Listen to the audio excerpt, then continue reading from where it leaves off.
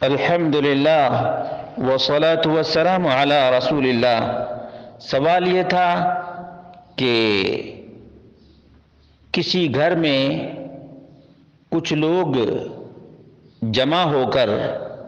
اجتماعی شکل میں دعا کریں، کسی کے لیے کوئی تاریخ کوئی ٹائم فکس نہیں، البتہ ایسے ہی کسی دن جیسے منڈے کے دن سب کو جمع کریں اور کہیں کہ چلو فلاں کے لیے آج سب مل کر دعا کرتے ہیں، تو کیا یہ درست ہے؟ نمبر 2، نبی اکرم صلی اللہ علیہ وسلم کی حدیث ہے مجتمع قوم فی بیت من بیوت اللہ یتلون کتاب اللہ ویتدارسونہ فیما بینہم الا نزلت علیہم السکینہ۔ اس حدیث کے زمرے میں یہ چیز آتی ہے۔ ان دونوں سوالوں کا جواب یہ ہے کہ اجتماعی شکل میں دعا کرنا نبی اکرم صلی اللہ علیہ وسلم سے ثابت نہیں ہے، بلکہ انفرادی طور پر جب بھی جس کے دل میں آئے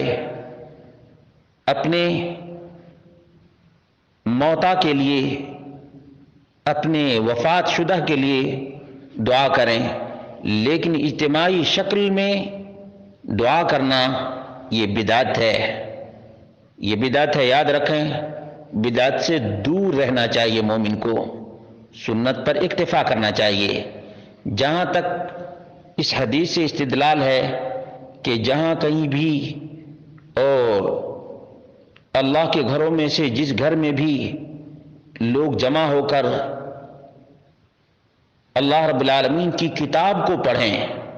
یہ اجتماعی شکل میں دعا کرنا یہ یتلون کتاب اللہ میں داخل نہیں ہے۔ وَيَتَدَارَسُونَهُ، اور کتاب اللہ کا مدارسہ،